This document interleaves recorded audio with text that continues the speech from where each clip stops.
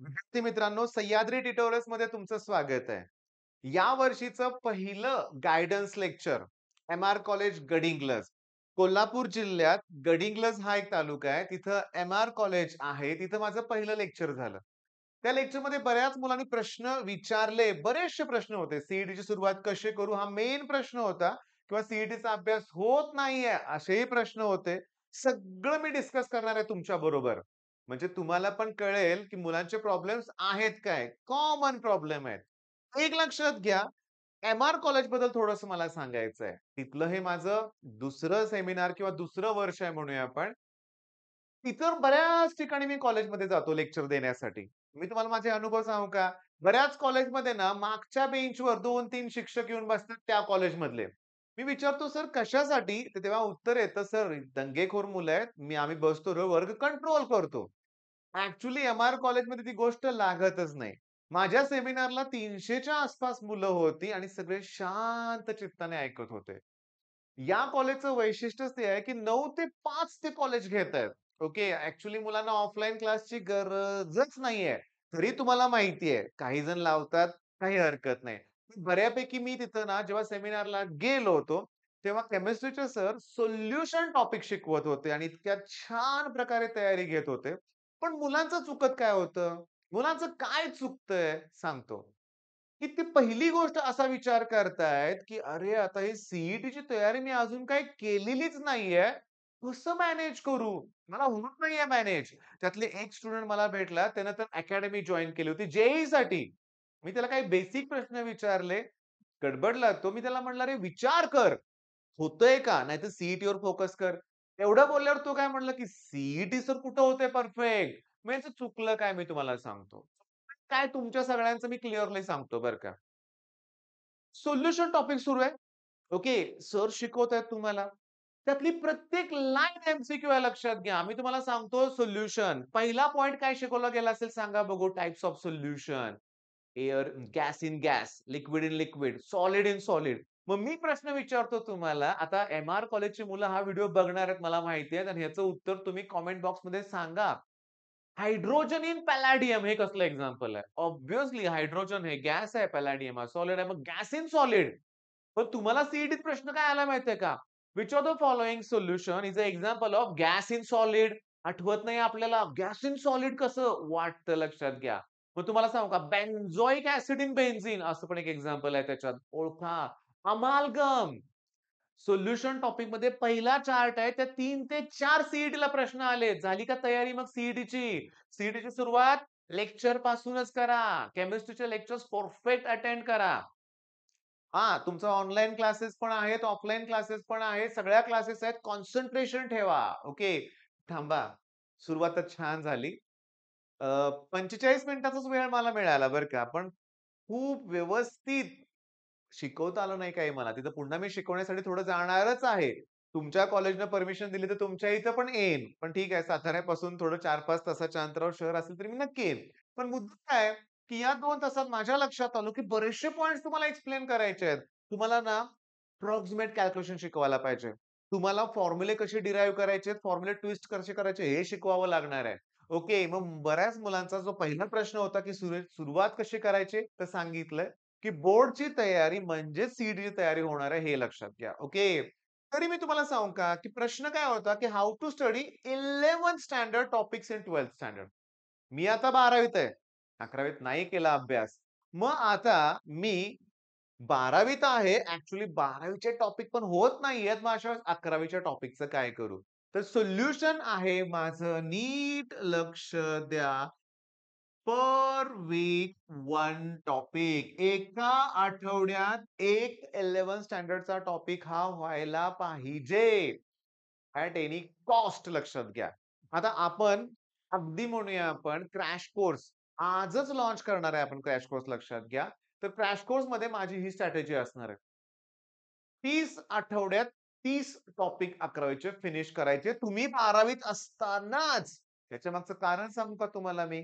याच्या मागचं मेन कारण आहे, की बोर्डच्या एक्झाम नंतर तुम्ही म्हणला मी करतो 11th होणार नाही. नोव्हेंबर नंतर म्हणलं मी 11वी टॉपिक संपतो होणार नाही. कारण नोव्हेंबर, डिसेंबर नंतर 12th ची बोर्डची एक्झाम जवळ असणार आहे. काहींचा जेईचा अटेम्प्ट 1 येणार आहे लक्षात घ्या. मग गोंधळ होईल.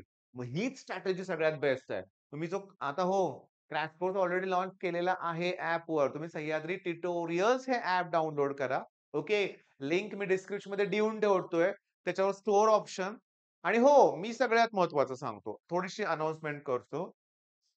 संघर्ष बॅच वेगळी आहे आणि क्रॅश कोर्स वेगळा आहे. रिपीटर मुलं असतील, सीईटी रिपीट करायची आहे, तर संघर्ष बॅच घ्यायची काही गरज नाहीये लक्षात घ्या. तुम्ही क्रॅश कोर्स घ्या. ओके, लेक्चर्स तुम्हाला मिळत जातील. पण तुम्ही बोर्डची तयारी करताय, तर संघर्ष बॅच ₹3000 चा आहे. क्रॅश कोर्स सुद्धा 3000 आहे. पण ज्यांनी संघर्ष बॅच घेतली असेल, त्यांना क्रॅश कोर्स 1200 ला प्रोव्हाईड करणार. पण तुमच्याशी बोलून तुम्हाला कुपन कोड दिला जाणार आहे. आलं का लक्षात? डायरेक्ट तुम्हाला ही अमाउंट कुठे दिसणार नाहीये. तुम्हाला कुपन कोड डिस्काउंट जनरेट करून दिला जाणार आहे. बरं मुद्दा कळाला का? ही स्ट्रॅटेजी कळाली का तुम्हाला? 11चे टॉपिक आत्ताच्या पुढच्या 4 ते 5 महिन्यात करायचे आहेत आपल्याला. ओके, 5 ते 6 महिन्यात म्हणूया आपण. ठीक आहे. टार्गेट जास्तीत जास्त टॉपिक फिनिश करायचं ठेवा. 20 जरी टॉपिक झाले, आय थिंक 25-26च आहेत. तरी लोड कमी होईल. नाहीतर पुन्हा होणार नाहीये आणि एक एडव्हांटेजेस असणार आहे आपल्याकडं. आपलं 11th परफेक्ट असणार आहे. ओके. बरं, मग हा पॉइंट क्लिअर झाला. मुलांचेच प्रश्न आहेत. आता महत्वाचा एक प्रश्न. डिस्ट्रॅक्शन. डिस्ट्रॅक्शन मी तुम्हाला सांगतो, लक्ष द्या. एक फॉर्म्युला सांगतोय, समजून घ्या. Concentration is inversely proportional to distraction. Concentration is inversely proportional to distraction. पाठ करू नका, काय फिजिक्स केमिस्ट्री मधला नाहीये, पण फॉर्म्युला कळाला का? इन्व्हर्स प्रपोर्शन आहे.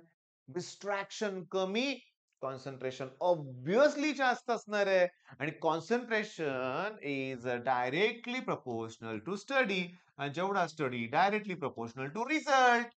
मग काय वाढवलं पाहिजे? कॉन्सन्ट्रेशन. काय कमी केलं पाहिजे? डिस्ट्रॅक्शन. पण सांगा ना सर कसं कमी डिस्ट्रॅक्शन? अरे तू स्वतःवर बंधनं लावून घे. जबाबदारी निर्माण कर. ही माझी जबाबदारी आहे. मला हे करायचंच आहे. आपोआप डिस्ट्रॅक्शन कमी होतील. हां, सिरियसली लक्षात घ्या. मग आता ही जबाबदारी तुमची आहे. मी तुम्हाला सांगू का, की ॲक्चुअली बरं का, हे डिलीटच करून टाकूया डिस्ट्रॅक्शन. नकोच आहेत आपल्याला. मोबाईल तर वापरावा लागणार आहे. नाहीतर माझे लेक्चर कुठून बघणार तुम्ही? पण YouTubeवर माझे लेक्चर बघत असताना बंधनं घाला, की हेच लेक्चर बघायचंय तुम्हाला. बाकीचे गाण्याचे व्हिडिओ, कॉमेडी व्हिडिओ, सगळे बाकीचे प्रँक हे ते नाही.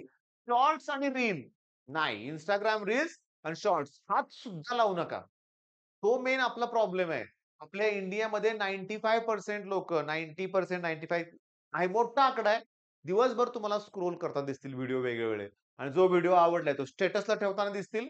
जो व्हिडिओ आवडलाय तो ग्रुपमध्ये WhatsAppचे शेअर करत बसतील. काही गरज नाहीये त्या गोष्टींची. अभ्यासावर फोकस करा. सगळ्यात महत्त्वाचं, मी तुम्हाला सांगू का? मला तिथं 2-3च मुलांनी ओळखलं. 300 मुलांपैकी 1-2 मुलांनी. पण सगळ्यांना माहीत होतं दिनेश सर. ऑब्व्हियसली सरांचे 10-10 लाख सबस्क्रायबर आहेत. बरं मग मग ऑब्व्हियसली हे नाव इथं लिहिलंय म्हणजे तुमच्या लक्षात आलं असेल. मी आता कुठल्या पब्लिकेशनचं नाव इथं घ्यायला नको. जे बेस्ट पब्लिकेशन्स आहेत ना, मी एक सांगतो एक्स, वाय, झेड असे 3 मोठे पब्लिकेशन्स आहेत. मी नावं घेत नाहीत. पण यातल्या कुठल्याही पब्लिकेशनचा जर तुम्ही फिजिक्स, केमिस्ट्री, मॅथ्सचा सेट घ्यायला गेला, तर 4000 च्या रेंजमध्येच तुम्हाला ते दिसतील. फिजिक्स 1, फिजिक्स 2, केम 1, केम 2, मॅथ्स 1, मॅथ्स 2, सीईटीचे बुक्स पुन्हा बोर्डसाठी त्यांचे वेगळे पुस्तक असतात. सीईटीसाठी वेगळी पुस्तकं असतात. सगळा सेट घ्यायचं म्हटलं तर 4000 कडे जातोय. मग अशा वेळेस आपल्याला ब्रह्मास्त्र हे पुस्तक जे आहे, आता लास्ट इयर ब्रह्मास्त्र काही थोड्या कॉपी सरांच्या शिल्लक राहिलेत, ते त्यांनी ₹300 ला द्यायला सुरुवात केली आहे. तुम्ही ऑनलाईन ऑर्डर द्या. ओके. दिनेश सरांच्या चॅनलवर शोधा, तुम्हाला ती लिंक सापडेल. नाहीतर थोडासा वेट करा, सरांच्या टीमशी कॉन्टॅक्ट करा आणि या वर्षीचं ब्रह्मास्त्र केव्हा मिळणार आहे बघूया आपण. ते 10% 10% ₹400 ला जरी मिळालं मला, 500 ला मिळालं तरी मी घेईन. का माहितीये का? 4000 पेक्षा किती कमी किंमत आहे. बरं सोल्युशन जे पाहिजे तेच आणखीन पी-वाय-क्यू आहेत. सांगू का? काही पुस्तकामध्ये अगदी 2002 पासूनचे पी-वाय-क्यूज दिलेले आहेत. मला नको आहेत ते. 2021 माझ्यासाठी इम्पोर्टंट आहे. 2021 हे माझ्यासाठी इम्पॉर्टंट आहे, लक्षात घ्या. ओके, 2021 काय माहितीये का? 21, 22, 23 21 पासून पोर्शन चेंज आहे. मग 21 पासून जर पोर्शन चेंज असेल, तर केमिस्ट्री त्यातलंच येणार आहे. Valence bond theory. ठीक आहे, तुम्हाला माहित नाहीये. पण जुन्या सिलेबसमध्ये जे 6 एक्झाम्पल होते. नवीनमध्ये 4च दिलेत आणि ऑब्व्हियसली सीईटीला त्या 4 मधलेच प्रश्न येणार आहेत. पुष्कळ होतंय. 8,000 पेक्षा जास्त प्रश्न आहेत 21, 22, 23 मध्ये. जेव्हा 24 चे ॲड होतील, तेव्हा कदाचित 2-3 हजार प्रश्न पुन्हा ॲड होतील. 10,000 बास. एक्स्ट्राऑर्डिनरी स्कोर तुम्ही कराल, लक्षात घ्या. मग सीईटीसाठी पुस्तक एकच. हां, नाही पण सर माझा मोठा भाऊ होता. त्याकडे एक्स-वाय-झेड पब्लिकेशनचे बुक्स होते. काही हरकत नाहीये, ते वापरा. पण या पुस्तकाला का टाळायचं सांगा बघू? लेटेस्ट पी-वाय-क्यूज मिळतात आणि मी एक ऑब्झर्व्ह केलेलं आहे. काय? की कुठलं एक चांगलं पब्लिकेशन आहे. त्यात पण पी-वाय-क्यूज दिलेत. पण मी बघितलं, की या पुस्तकात इतके प्रश्न दिलेत, या ब्रह्मास्त्र पुस्तकात, ते प्रश्न या पुस्तकात नाहीयेत. तुम्ही क्रॉस चेक करून बघा. सगळे प्रश्न नाहीयेत. मग आपल्याला सगळे प्रश्न इथं मिळतायत. ओके. आणि होतं काय मी सांगतो. प्रिंटिंग मिस्टेक्स सगळे या ठिकाणी आहेत बरं का. मग काय होतंय, कदाचित तुमच्याकडे ऑलरेडी एखादं पब्लिकेशन असेल आणि हे पुस्तक घेतलं, तर आमचा फायदा काय झालाय, की ह्याच्यातल्या चुका ब्रह्मास्त्रमध्ये क्लिअर होतील किंवा ब्रह्मास्त्रमध्ये एखादी प्रिंटिंग मिस्टेक असेल, तर या ठिकाणी क्लिअर होते. आलं का लक्षात? मग तुम्हाला हा पण पॉइंट क्लिअर झालेला आहे. तर मी तुम्हाला सांगू का, लक्षात घ्या, की इथं एक पॉइंट माझा राहिलाय हा, offline classes versus online lectures. एका स्टुडंटने मला विचारला प्रश्न, की सर क्लास लावणं गरजेचंच आहे का? ऑब्व्हियसली याचं उत्तर आहे नाही. ऑफलाईन क्लासेसमध्ये फी जास्त घ्यावी लागते. याच्यामागचं रिझन आहे, त्यांना इन्फ्रास्ट्रक्चर प्रोव्हाईड करावं लागतंय. क्लासरूम्स, डिजिटल क्लासरूम, ते स्मार्ट बोर्ड सगळ्या गोष्टी. ऑफलाईन क्लासेसचा मेन खर्च असतो फॅकल्टीचं पेमेंट. ओके, नाही दिलं तर ते सोडून जातात म्हणूया आपण. मग अशा वेळेस ऑब्व्हियसली ऑफलाईन क्लासेसमध्ये प्रॉफिट पण पाहिजे असतं त्यांना. ओके, समाजसेवा कुणी इथं करत नाहीच आहे. रिॲलिटी सांगतो आहे तसं. मग अशा वेळेस फी जास्त घ्यावी लागते. प्रत्येकजण ते अफोर्ड करू शकत नाही. बरं, ऑफलाईन क्लासेसमध्ये शिकवलेलं सगळंच तुम्हाला समजतंय असं पण नाहीये. टॉपर्सचे बऱ्याच ठिकाणी लाड होतायत. त्यांना कळालं बास, तुम्ही गेला वाऱ्यावर. तुम्ही फक्त बँकर आणि ते असतात रँकर. पण ऑनलाईन क्लासेसमध्ये ते लेक्चर तुम्ही वर्षभरात पुन्हा केव्हाही बघू शकताय. ऑफलाईनमध्ये झालं की झालंच ना. बरं, ऑफलाईनचे ह्याची म्हणूया आपण. ओके. ऑफलाईनची फी 100% असेल, तर ऑनलाईनची फी मी तुम्हाला सांगतो, ऑनलाईनची फी अल्मोस्ट फक्त या रकमेच्या 3 to 5% असते. म्हणजे बघा, 1,00,000 फी, 1,00,000पेक्षा जास्त फी घेणारे क्लासेस साताऱ्यात आहेत. ओके. आणि मी ऑनलाईनची माझी फी 3,000च आहे. ओके, तुमच्या लक्षात येतं मी काय सांगतोय ते? चला ठीक आहे, 4,000 आहे म्हणूया आपण. 4,200 संघर्ष बॅच आणि हे पकडून म्हणूया आपण. पण मुद्दा असा आहे, की इथं मी तुम्हाला तेवढाच कंटेंट प्रोव्हाईड करतो, जसं ऑफलाईन प्रोव्हाईड केलं जातं. त्यामुळे माझं म्हणणं आहे, की तुमचा स्टुडंट ऑफलाईनमध्ये असेल, त्याने लाखो रुपयाची फी भरली असेल, तुमचे पालक अफोर्ड करू शकत नसतील, नका काय विचार करू. ऑनलाईन लेक्चर्स फॉलो करा. ठीक आहे. एकही कोर्स पर्चेस करू नका, तुम्हाला जमत नसेल तर. YouTube फॉलो करा. मी इथे एक नाव लिहितोय, आर-जी लेक्चरर्स. फिजिक्सला फॉलो करा. सगळा कंटेंट प्रोव्हाईड केलेला आहे. बेस्ट कंटेंट प्रोव्हाईड केलेला आहे. एक्स्ट्राऑर्डिनरी लेक्चर्स आहेत सगळे. 11th पण आहेत आणि 12th पण आहेत. बघा. अरे बघा. त्याच्यानंतर मी तुम्हाला सांगू का, की मॅथ्ससाठी बरं का, की हे आहे का चेक करा रे, लक्ष्मीकांत क्लासेस म्हणून. मी अजून बघितलं नाहीये बरं का. मी तुमच्यासाठी काय करतोय, YouTubeवर थोडंसं शोधण्याचा प्रयत्न करतो. क्लासेसचं नाव काय सांगितलं मी? मला एका स्टुडंटनं सांगितलेलं बरं का. मी चेक करतोय हां. अ, असलं तर बेस्टच आहे, लक्षात घ्या. लक्ष्मीकांत क्लासेस. ओके, आहे. 3,00,000 पेक्षा जास्त सबस्क्रायबर आहेत. 11th, 12th सगळं आता मी इथे प्ले करत नाहीये. कॉपीराईटचा इश्यू बिनकामाच्या डोक्याला ताप नको. पण मी सांगू का, माझ्या स्टुडंटने जे सांगितलंय तुम्हाला सांगतो. काही पालक माझ्याशी बोलले होते चॅनलबद्दल, लक्ष्मीकांत चॅनलबद्दल, की आता हे माझ्यापेक्षा खूप मोठं चॅनल आहे. आपलं अजून 2,00,000 पण पत्ता नाहीये. करा की सबस्क्राईब चॅनल. तुमच्या मित्रांबरोबर शेअर पण करा. 7,000-8,000 सबस्क्रायबर राहिले ते कंप्लीट करून 2,00,000चा पात्र आता पार करूया. त्यांचे 3.5 पेक्षा जास्त सबस्क्रायबर आहेत. पूर्ण एक्सरसाइज सोडवून दिलेत. मॅथ्सची काळजी मिटली. आता विषय उरला कुठला? केमिस्ट्री. आर-जी लेक्चरर्स. फिजिक्ससाठी लक्ष्मीकांत चॅनल हे. लक्ष्मीकांत क्लासेस मॅथ्ससाठी. आता उरलं कोण? केमिस्ट्रीसाठी. केमिस्ट्रीसाठी मी आहे की. मी करतो प्रोव्हाईड लेक्चर्स तुम्हाला. पण थांबा मी मॅथ्सचे पण लेक्चर्स प्रोव्हाईड करतोय बरं का. सरांच्यावर माझं पण चॅनल फॉलो करा. रोज संध्याकाळी 7:00ला मी व्हिडिओ प्रोव्हाईड करतो. मुद्दा असा आहे, की इथं सगळ्या गोष्टी चांगल्याच आहेत. ओके. केमिस्ट्रीसाठी आता मराठीतून शिकवेल असं चांगलं एखादं चॅनल तुम्ही मला कमेंटमध्ये सांगा. तुम्ही कमेंट कराच रे. तुम्हाला एखादं वेगळं चॅनल माहिती असेल, तर ते आम्हाला सांगा. मग आता मुद्दा काय? आपण बुक्स वगैरे सगळ्या गोष्टींचा विचार केला.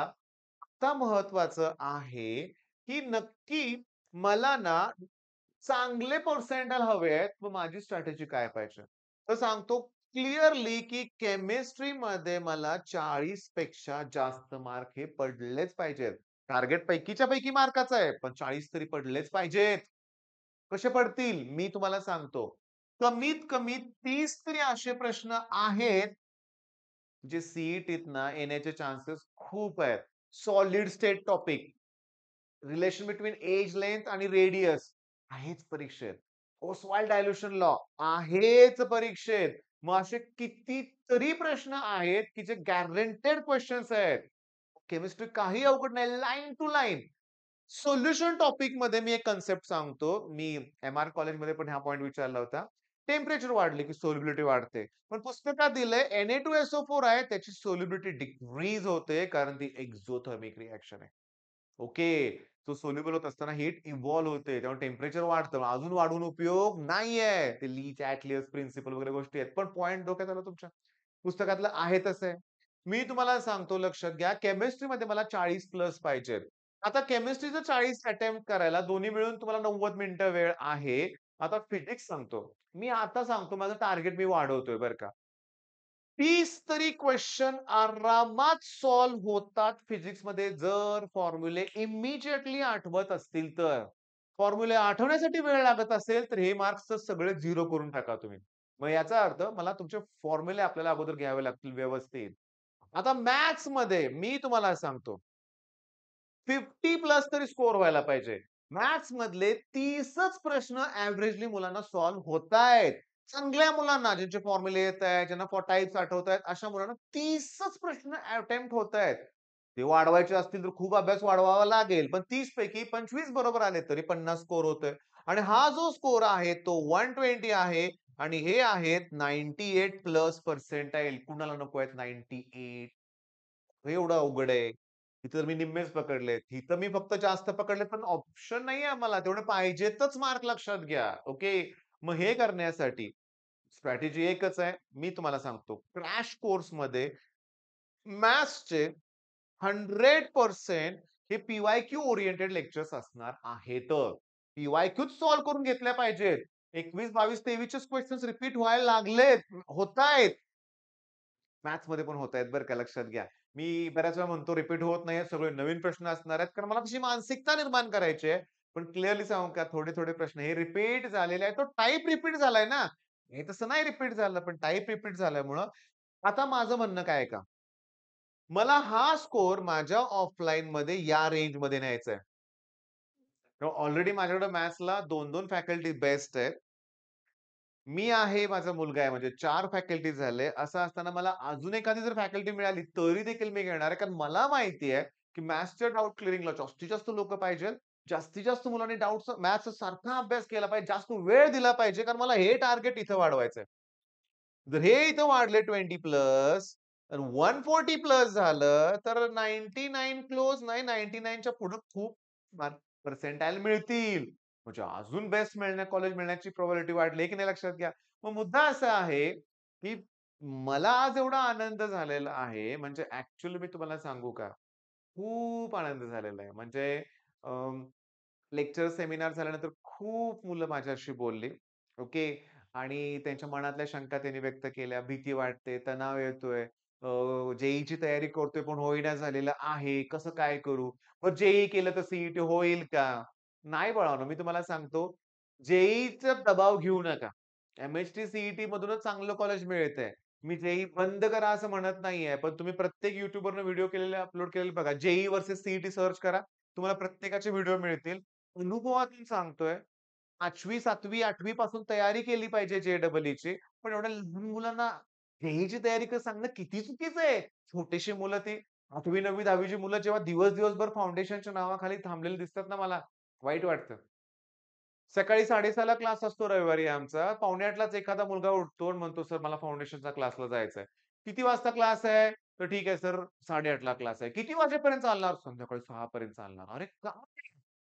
अवघड आहे ना थोडंसं, लोड आहे. मला मान्य आहे. पण मी काय म्हणतोय, आता सुद्धा काय होतंय, की बेसिक कच्चं राहतंय थोडंसं. पाठांतराची मेथड आहे. त्याच्यामुळे जेईई अवघड जातंय तुम्हाला. मग अशा वेळेस तुम्ही सीईटीकडे शिफ्ट व्हा आणि सीईटी तयारी करताना केमिस्ट्री ना टेक्स्टबुक ओरिएंटेड अभ्यास करा. पी-वाय-क्यू शोधा. त्याचे उत्तर पुस्तकात कुठे सापडतील अंडरलाईन करा.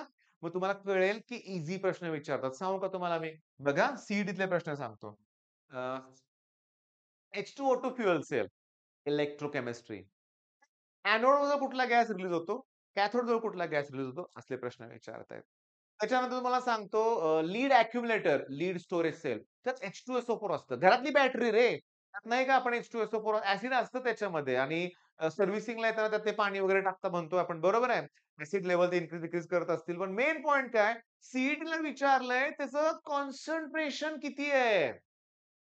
त्याचं पर्सेंटेज किती आहे कॉन्सन्ट्रेशनचं? डेन्सिटी किती आहे? असले प्रश्न. डायग्राममध्ये बघा ते दिसतील तुम्हाला पॉइंट. म्हणजे मी तुम्हाला सांगू का? टेक्स्टबुक रीडिंग करा, फिजिक्समध्ये फॉर्म्युले तयार करा. नुसते पी-वाय-क्यू 4 सोडवले तर तेच येतील असं नाहीये. आलं तरी आठवलं पण पाहिजे. पण मॅथ्स पहिल्यांदा टेक्स्टबुक कंप्लीट करा बाळांनो. बोर्डची तयारी करा. त्यातला एकूण एक प्रश्न तुम्हाला आलाच पाहिजे. मग तसं झाल्यावर तरीच तुम्हाला तिथे 30 प्रश्न सुटतील बरं का. म्हणजे हायर लेव्हलच्या क्वेशनसाठी पी-वाय-क्यू मग टार्गेट हे आहे. आता मी तुम्हाला खरं सांगू का, की माझ्या एका स्टुडंटचा म्हणजे माझ्या मुलाचा स्कोर फिजिक्स आणि केमिस्ट्रीमध्ये 92 आला होता आणि मॅथ्समध्ये त्याचा 82 आला होता आणि मी तुम्हाला सांगतो 174 स्कोर होता आणि 99.7 समथिंग 3 त्याचं पर्सेंटाइल होतं. ओके. मग ॲक्चुअली कसं आहे बघा, एवढं करून त्याची रँक 300 आली होती. ॲक्चुअली आम्हाला सी-ओ-पीमध्ये सिव्हिल हवं होतं पहिल्यापासून. तर टॉपलाच मिळालं लक्षात घ्या. पण सीएस सुद्धा वेटिंगमध्ये मिळू शकलं असतं. मग मेन पॉइंट काय, की इथं पण आपण 70 कडे गेलोय. तिथं पण एवढं जाणं काही अवघड नाहीये. टार्गेट हायर ठेवूया ना. टार्गेट हे कशाला ठेवायचं? टार्गेट चला असंच ठेवू. हे तर कुठं 200 पैकी 200चं टार्गेट ठेवायचं. तुम्ही म्हणाले काय पण आता. नाही ठेवायचं टार्गेट मोठं. माझ्याकडून इंजिनिअरिंगला ती चूक झाली. तुम्ही पासिंगचं टार्गेट ठेवायचो इनिशियली. मग फेलच. नाही. टार्गेट मोठं ठेवा. बरं आता तुमचे अजून क्वेशन्स असतील तर कमेंटमध्ये कळवा. एम-आर कॉलेजची मुलं असतील तर कमेंटमध्ये सांगा तुम्ही, की तुम्ही हा लेक्चर बघितलं म्हणून. ओके. आणि मी तुमच्या इथे मी बोललोय, की मंथ एंडमध्ये परत मी शिकवण्यासाठी तुमच्या इथे येणार आहे. बरं, तिथं शिकवायचंय मला, पण मी हे YouTubeवर पण देतोयच ना. मग मला खरं सांगायचं आहे, की मला एक पॉइंट एक्सप्लेन करायचा आहे. मी त्या कॉलेजमध्ये काय योगायोग बघा, की पहिलाच स्टुडंट होता. त्याला मी विचारलं, की 10वी ला किती मार्क होते? मला 94 ऐकू आलं. अरे वाह! आणि मी विचारलं 11th ला किती मार्क आहेत? मला अपेक्षा होती, की चेहरा खाली जाईल, कमी मार्क होते, जरा नर्व्हसनेस येईल. पण नाही, त्या स्टुडंटनं मला सांगितलं 92% टॉपरच आहे कॉलेजमध्ये. पण त्याच स्टुडंटनं मला सांगितलं, की "सर मला सी-ई-टीचा अभ्यास होत नाहीये. बोर्डची काही काळजी नाहीये, पण सी-ई-टीचं होत नाहीये." त्या स्टुडंटचा मोठा भाऊ एम-एस-सी करतोय. ओके, त्यालाही सी-ई-टीचं जरा मार्गदर्शन नव्हतं मिळालं बरं का लक्षात घ्या. पण मेन पॉइंट काय आहे, की मी त्या स्टुडंटला सांगितलं, की "काळजी करू नकोस, मी आहे." YouTubeमध्ये बरेचसे YouTube चॅनल्स आहेत. त्यांना फॉलो करा तुम्ही लक्षात घ्या आणि तिथं तुम्हाला ग्रेट कंटेंट मिळतोय. मी आहे ना सांगायला तुम्हाला. चला तिथं मी जे शिकवणार आहे, ते मी तुम्हाला YouTubeवर पण घेईन, की अप्रॉक्सिमेट कॅल्क्युलेशन्स कसं करायचं. म्हणजे आपण काय करूया, की सी क्रॅश कोर्स आम्ही तो लॉन्च केलेलाच आहे. तुम्ही तो ॲपमधून पर्चेस करून घ्या. डाउट असेल तर नंबरवर विचारा. पण काही डाउट असतील तर. पण तिथे सुद्धा मला इनिशियली ह्याच गोष्टी घ्याव्या लागणार आहेत. टॉपिक सुरू करायच्या अगोदरच्या बेसिक गोष्टी आहेत, त्या मी शिकवेन. ते ॲज अ डेमो लेक्चर म्हणून प्रोव्हाईड करेन. मग वाटल्यास नंतर तुम्ही कोर्स पर्चेस करा. रिझल्ट चांगला लागतोयच हे लक्षात घ्या आणि लावायचाच आहे आपल्याला. मग ठीक आहे, हा व्हिडिओ मी थांबवतोय. माझं काम आता खूप सुरू असणार आहे.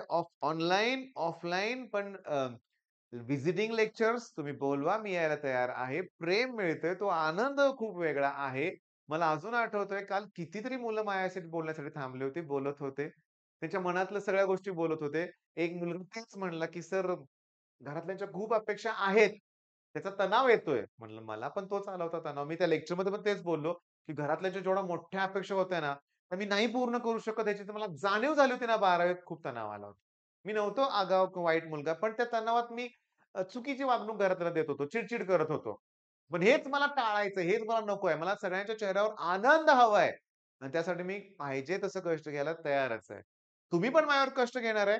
जबरदस्त रिझल्ट लावायचे. मला कमेंट ऐकायला मिळतायत. बघतोय मी, की अशी मुलं कमेंट करतात, "सर पेढे घेऊन येणार तुम्हाला भेटायला." आले दरवर्षी मुलं आलेत. यावर्षी पण मुलगा पुण्यावरून गुरव नावाचा आमचा स्टुडंट आहे ऑनलाईनचा तो आला होता. तुम्हाला सांगतो नागपूरवरून सुद्धा पालक मला भेटायला आलेत, पेढे घेऊन आलेत. खूप आनंद वेगळा आहे. तो आनंदच वेगळा आहे आणि त्याचं एक वाक्य असतं, की "सर आम्ही लाखो रुपये ऑफलाईनमध्ये भरले होते. नाही झालं, पण तुमच्याबरोबर अभ्यास करून झालं." पण मी मान्य करतो काही ठिकाणी मीही कमी पडतो. ओके. पण मी माझ्यात नेहमी इम्प्रूव्हमेंट करतो म्हणून मी टिकून आहे. सीरियसली काहीही येऊ दे, कोव्हिड असू दे, काही असू दे. ऑफलाईनमध्ये नेहमी बदल करतोय मी. यावर्षी पण खूप बदल केलेत. मी तुम्हाला सांगतो मग मला माझ्यावर असं हवंय आश्वासन तुमच्याकडून, की सर आम्ही करू. आपण करून दाखवूया. पेढे मी तुम्हाला सांगतो माझ्याकडं एक लॅब आहे. ओके. डॉग आहे. लॅब. ओके. त्याला ना पेढ्याचा वास असा येतो ना, की पेढा घेऊन बॉक्स. आलं कोण, की लगेच त्याला कळतं. तो लगेच एकदम अलर्ट होतो. आणि त्याला कळून चुकलं, की हे पेढ्याचा सीझन कुठला असतो लक्षात घ्या. मला पेढे हवेच आहेत तुमच्याकडून. रिझल्ट चांगला लावूया आपण. All the best.